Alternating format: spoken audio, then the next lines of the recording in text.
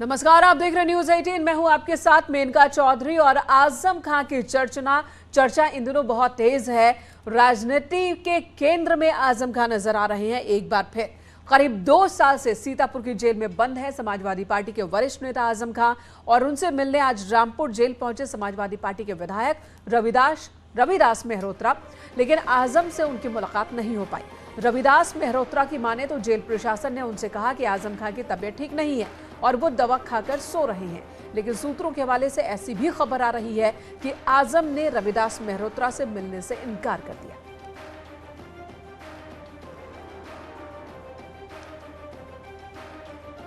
प्रशासन ये कह रहा है कि आजम खान साहब का स्वास्थ्य बहुत खराब है, उनको बहुत तेज बुखार है, उनको लूज मोशन हो रहा है, वो दवा खा करके सो रहे हैं। जहां पर मुलाकात होती है वहां तक आजम खान साहब नहीं आ पाएंगे। हम लोगों ने कहा कि हम उनको मिलना चाहते हैं, लेकिन ये स्पष्ट हो गया कि प्रदेश सरकार नहीं चाहती है कि हम लोग आजम खान से मिल पाएं। हम लोग आजम खान साहब की लड़ाई यहाँ सड़क से लेकर के और विधानसभा के अंदर तक लड़ने का काम करेंगे।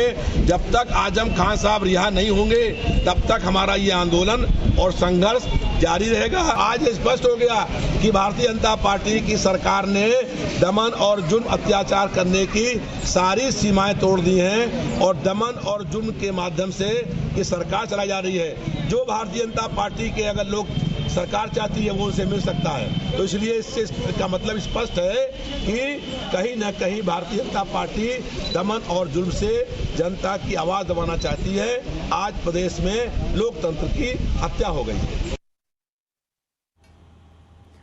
और वहीं इसी मामले में आज समाजवादी पार्टी के अध्यक्ष अखिलेश यादव ने कहा कि समाजवादी पार्टी आजम साहब के साथ है। उनकी जमानत की कोशिश समाजवादी पार्टी करेगी। लेकिन लगता है कि काफी वक्त लगा दिया अखिलेश यादव ने ये रिएक्शन देने में, क्योंकि लगभग 1 महीने पहले आजम खां के मीडिया प्रभारी की ओर से खुले मंच से ये कहा गया था कि आजम खां के साथ समाजवादी पार्टी ने ठीक नहीं किया है, उन्हें बाहर निकालने की कोशिश नहीं हुई जेल से। और साथ ही ये भी कहा कि 2.5 साल में सिर्फ एक बार अखिलेश यादव ने मुलाकात की और इस बीच इलेक्शन तक निकल गए। तो दरी बिछाने का, वोट देने का काम अब्दुल्ला कर रहा है, लेकिन अब्दुल्ला की बात समाजवादी पार्टी और अखिलेश यादव नहीं कर रहे। जो समाजवादी पार्टी लीगली मदद कर सकती है वो करेगी, लेकिन उनके साथ जो अन्याय हुआ है वो भारतीय जनता पार्टी ने किया। भारतीय जनता पार्टी जानबूझ करके ऐसे अधिकारियों को लेकर गई जिससे उनके ऊपर अन्याय हो सके, झूठे मुकदमे लग सके। और इसी मामले पर बीजेपी के प्रवक्ता राकेश त्रिपाठी ने कहा कि जिस समाजवादी पार्टी में सत्ता में रहकर उनके साथ कारनामे किए, आज उसी समाजवादी पार्टी ने उनको अलग थलग छोड़ दिया है। आजम खान आज अपने कारनामों की सजा भुगत रहे हैं जेल की सलाखों के पीछे, लेकिन समाजवादी पार्टी जिसके साथ सत्ता में रहते हुए इन कारनामों को अंजाम देने का काम किया, आज वो समाजवादी पार्टी ने न जाने क्यों उनसे मुंह मोड़ लिया है, उनको अलग थलग छोड़ दिया है। और इसीलिए आज जब समाजवादी पार्टी का प्रतिनिधिमंडल उनसे मिलने गया तो समाजवादी पार्टी के प्रतिनिधिमंडल को उन्होंने नकार देने का काम किया, उससे मुलाकात नहीं की। लेकिन कोई भी उनसे मुलाकात करे, ये जेल नियमों मैनुअल्स के हिसाब से ही उनकी मुलाकातें होती रहेंगी, लेकिन वो किसी से भी मुलाकात करे उनके पापों का बोझ उनसे कम होने वाला नहीं है, बल्कि जो गरीबों के साथ उन्होंने अन्याय किया है उसकी सजा उनको लगातार मिलती रहेगी। एक प्रदेश एक कानून का संकल्प।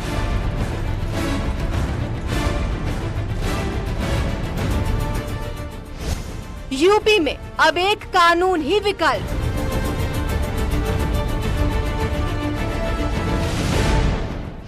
डिप्टी सीएम केशव मौर्य की हुंकार।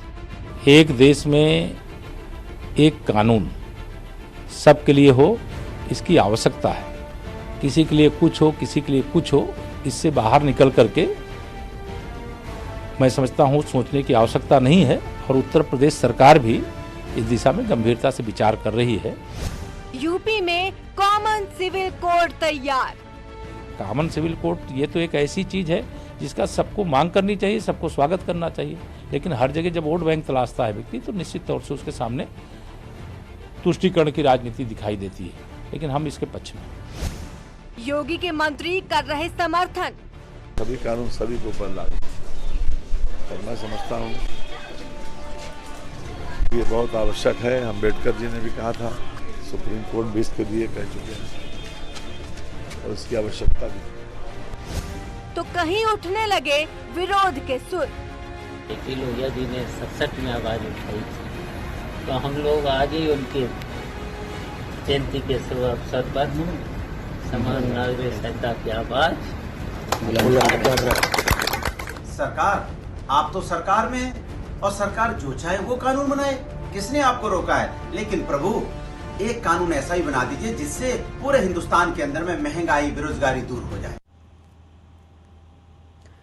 तो उत्तराखंड के बाद अब यूपी में भी कॉमन सिविल कोड यानी कि समान नागरिक संहिता लागू करने की तैयारी चल रही है। डिप्टी सीएम केशव प्रसाद मौर्य के बाद वित्त मंत्री सुरेश खन्ना ने भी एक संविधान, एक विधान को देश में जरूरी बताया और गंभीरता से इस पर विचार करने की बात कही।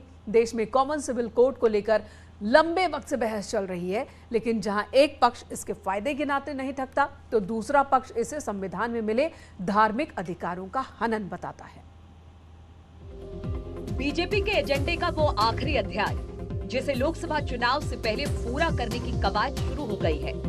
बीजेपी शासित राज्यों में उत्तराखंड के बाद अब उत्तर प्रदेश का नंबर है। डिप्टी सीएम से लेकर मंत्री और विपक्ष के कुछ नेता भी कॉमन सिविल कोड को लागू करने के पक्ष में हैं। सबका कहना है कि देश के लिए जरूरी है एक संविधान, एक विधान। एक देश में एक कानून सबके लिए हो, इसकी आवश्यकता है। किसी के लिए कुछ हो, किसी के लिए कुछ हो, इससे बाहर निकल करके मैं समझता हूँ सोचने की आवश्यकता नहीं है। और उत्तर प्रदेश सरकार भी इस दिशा में गंभीरता से विचार कर रही है। डिप्टी सीएम केशव मौर्य का साफ संदेश है कि योगी सरकार कॉमन सिविल कोड को लागू करने की तैयारी कर रही है, तो वहीं अब योगी के मंत्री भी इस कानून को बेहद जरूरी मान रहे हैं। सभी कानून सभी के ऊपर लागू, और मैं समझता हूँ ये बहुत आवश्यक है। अम्बेडकर जी ने भी कहा था, सुप्रीम कोर्ट भी इसके लिए कह चुके हैं, और इसकी आवश्यकता भी। डिप्टी सीएम केशव मौर्य ने कहा कि बीजेपी हमेशा से एक देश एक कानून के पक्ष में रही है। इसे बीजेपी के चुनावी एजेंडे में भी शामिल किया गया था और अब वक्त कॉमन सिविल कोड पर कैबिनेट में चर्चा करने का आ गया है। कॉमन सिविल कोड ये तो एक ऐसी चीज है जिसका सबको मांग करनी चाहिए, सबको स्वागत करना चाहिए। लेकिन हर जगह जब वोट बैंक तलाशता है व्यक्ति, तो निश्चित तौर से उसके सामने तुष्टीकरण की राजनीति दिखाई देती है। लेकिन हम इसके पक्ष में, निश्चित तौर से कॉमन सिविल कोड की जरूरत है और कॉमन सिविल कोड इस देश के लिए बहुत ही जरूरी है, उत्तर प्रदेश के लिए जरूरी है। और विपक्ष की जब बात हो रही है तो यहाँ भी कानून पर सबके विचार कॉमन नहीं है। शिवपाल यादव जहां एक समान कानून पर आवाज बुलंद कर रहे हैं, तो वहीं दूसरी तरफ समाजवादी पार्टी के नेता राजनीति का मौका नहीं छोड़ रहे हैं। लोहिया जी ने 67 में आवाज उठाई थी, तो हम लोग आज ही उनके जयंती के शुभ अवसर पर समान नागरिक संहिता की आवाज। कॉमन सिविल कोड यानी समान आचार संहिता का मतलब है देश के सभी नागरिकों के लिए एक समान कानून, चाहे वो किसी भी धर्म का हो। कानून की नजर में उसे समान नजर से देखा जाएगा, यानी ये एक तरह का निष्पक्ष कानून होगा। जब ये कानून बन जाएगा तो चाहे कोई शख्स हिंदू हो, मुस्लिम हो, सिख हो या ईसाई हो, सबको एक ही कानून का पालन करना होगा।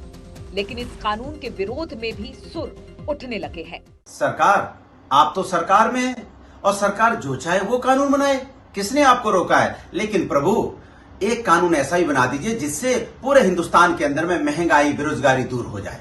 पूरे हिंदुस्तान के अंदर में ये जाति धर्म के झगड़े खत्म हो जाएं। आखिर क्या जरूरत है समान आचार संहिता लागू करने की? क्यों हर धर्म के लोग अपने अपने धर्म के कानून के हिसाब से नहीं रह सकते? तो आपको बता दें कि अलग अलग धर्मों के अलग अलग कानून की वजह से न्यायपालिका पर अतिरिक्त बोझ पड़ता है। इसके लागू हो जाने से एक तो न्यायपालिका का बोझ कम होगा, ऊपर से समय बचने और एक कानून होने की वजह से बहुत से लंबित मामलों का निपटारा भी जल्द हो सकेगा। जहां तक बात है कॉमन सिविल कोड लाने की, तो देखिए, जो सरकार है वो अपने नागरिकों के बारे में, अच्छाई और बुराई के बारे में जानती है, उन्हें किस तरह से फायदा पहुंचाना चाहती है। तो अगर कॉमन सिविल कोड पूरे देश में लागू भी होता है तो इसमें कोई नुकसान की बात नहीं है। देश में हर भारतीय पर एक समान कानून लागू होने से देश की राजनीति पर भी असर पड़ेगा और राजनीतिक दल वोट बैंक वाली राजनीति नहीं कर सकेंगे और वोटों का ध्रुवीकरण नहीं होगा। तो सवाल है, जब ये कानून इतना ही अच्छा है तो इसका विरोध क्यों हो रहा है? ऐसा इसलिए है कि कई धर्मों में मनमाने कानून बनाने और लागू करने की परंपरा खत्म हो जाएगी और धर्म के ठेकेदार अपनी रोटी नहीं सेक पाएंगे। Bureau report, news 18। गृह राज्य मंत्री आजम मिश्रा टेनी के बेटे और लखीमपुर हिंसा के मुख्य आरोपी आशीष मिश्रा ने लखीमपुर की सीजेएम कोर्ट में सरेंडर किया। लखीमपुर पुलिस ने सरेंडर करने के बाद आशीष मिश्रा को जेल भेज दिया। आशीष मिश्रा मोनू को इलाहाबाद हाई कोर्ट ने जमानत दी थी। आशीष मिश्रा को मिली जमानत के बाद मामला सुप्रीम कोर्ट पहुंचा था, जहां पर सुप्रीम कोर्ट ने केंद्रीय गृह राज्य मंत्री के बेटे और लखीमपुर हिंसा के मुख्य आरोपी आशीष मिश्रा को मिली जमानत रद्द कर दी थी।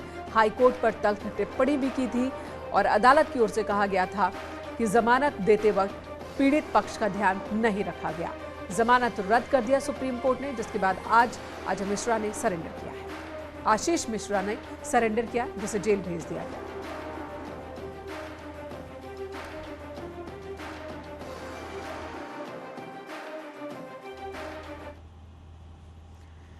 इधर जहांगीरपुरी में शांति का पैगाम, आज तिरंगा यात्रा निकाली जाएगी। 25 हिंदू और 25 मुस्लिम तिरंगा यात्रा में शामिल होंगे। इससे पहले दिल्ली पुलिस ने दोनों पक्षों को बैठा करके बातचीत करवाई थी, समझौता करवाया था। दोनों पक्ष एक दूसरे के गले मिले थे और मामला सुलझाया गया था, जिसके बाद अब एकता यात्रा तिरंगा यात्रा के रूप में निकाली जा रही है। 25 हिंदू और 25 मुस्लिम इस यात्रा का हिस्सा होंगे। दिल्ली पुलिस की पहल के बाद जहांगीरपुरी में शांति का पैगाम लेकर तिरंगा यात्रा निकालेंगे, जिसमें 25 हिंदू 25 मुस्लिम दोनों समुदाय के 25-25 लोग शामिल होंगे।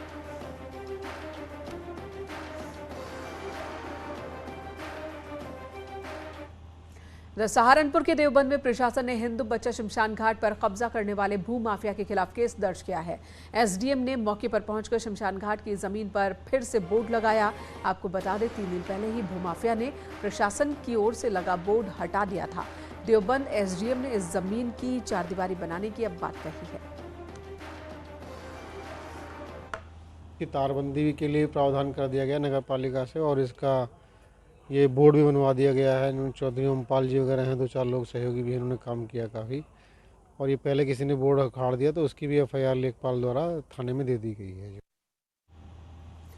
सहारनपुर में एक बार फिर भूमाफिया पर प्रशासन का हंटर चला है। पुलिस और राजस्व विभाग की टीम ने भूमाफिया के कब्जे से करीब 7 बीघा जमीन कब्जा मुक्त करवाई है। इस जमीन की कीमत 50 लाख रुपए बताई जा रही है। प्रशासन की इस कार्रवाई में भूमाफियाओं में अब हड़कंप मच गया है। आपको बता दें, पुलिस और प्रशासन यहां अब तक करोड़ों रुपए की सैकड़ों बीघा जमीन कब्जा मुक्त करवा चुका है।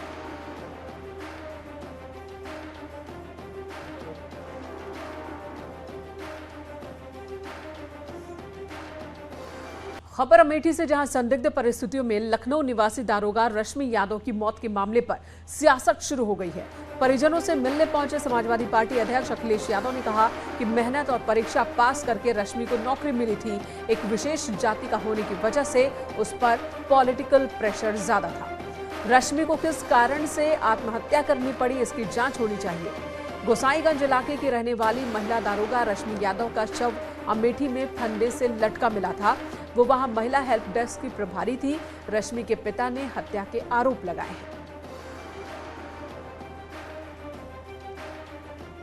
इस बात का कि जिसने पढ़ाई कर करके, मेहनत कर करके और परीक्षा पास कर करके नौकरी पाई हो, और नौकरी इसलिए पाई कि वो जनता की सेवा करना चाहती थी, लेकिन किन परिस्थितियों में उसे आत्महत्या करनी पड़ गई। और जो मुझे जानकारी मिल रही है, जो लोकल जानकारी मिली हैं, वो यही है कि कहीं न कहीं थाने पर पॉलिटिकल प्रेशर था।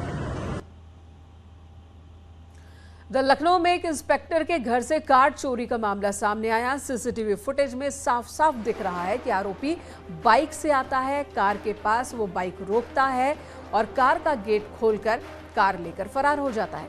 जानकारी के मुताबिक ये स्कॉर्पियो इंस्पेक्टर के घर के बाहर खड़ी थी। हैरानी की बात यह है कि जिस बाइक से चोर आया था बाइक वहीं छोड़ जाता है।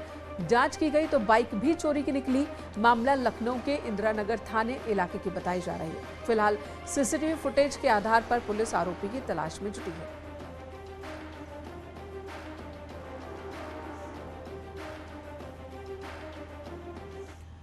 अगली खबर भी लखनऊ से, जहां पर जज के घर पर मिला शव। घर की देखभाल करने वाले शख्स का ही शव मिला है।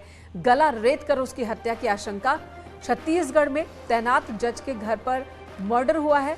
जज के घर पर देख रेख करता था मोहित की हत्या हुई है। चिन्हट थाना के दयाल रेजिडेंसी की ये घटना है।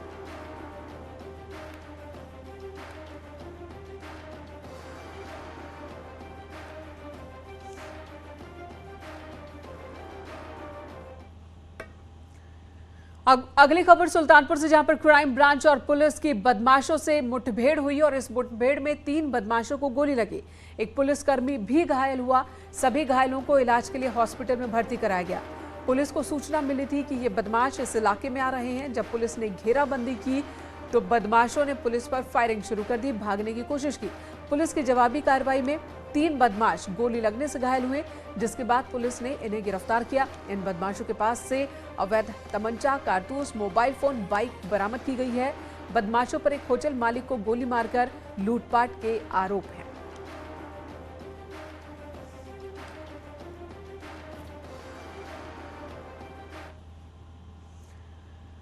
उधर गोरखपुर में लुटेरों के गैंग से पुलिस का एनकाउंटर हुआ है। 2 बदमाशों को पुलिस ने यहां पर गिरफ्तार किया। चेकिंग के दौरान रोके जाने पर बदमाशों ने पुलिस टीम पर फायरिंग शुरू कर दी थी।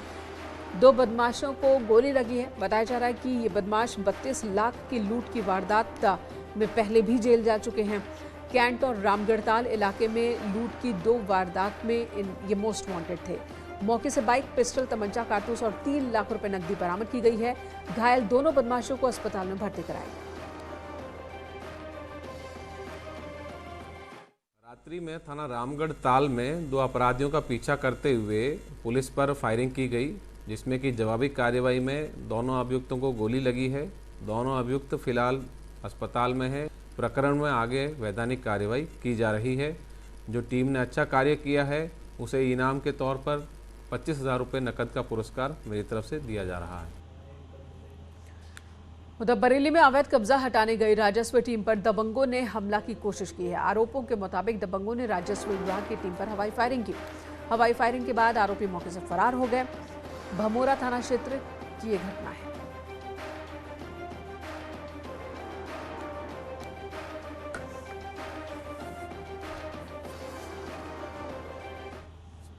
दो सुरक्षा दीवारों पर मंदिर बना हुआ है। तीसरी दीवार इन्होंने ज़बरदस्ती तरीके से पिछले 2 वर्ष पहले बना ली होगी। अब ये तालाब का जीर्णोद्धार होना था। मनरेगा के तहत आईजीएम साहब को लिखित शिकायत के आधार पर ये राजस्व टीम आई और कब्जा मुक्त कराने की सोच रही थी। तभी इसी घर में से एक व्यक्ति राजेश नाम का तमंचा निकाल के गाली गलौज करते हुए भाग गया। पुलिस आई तभी भाग गया।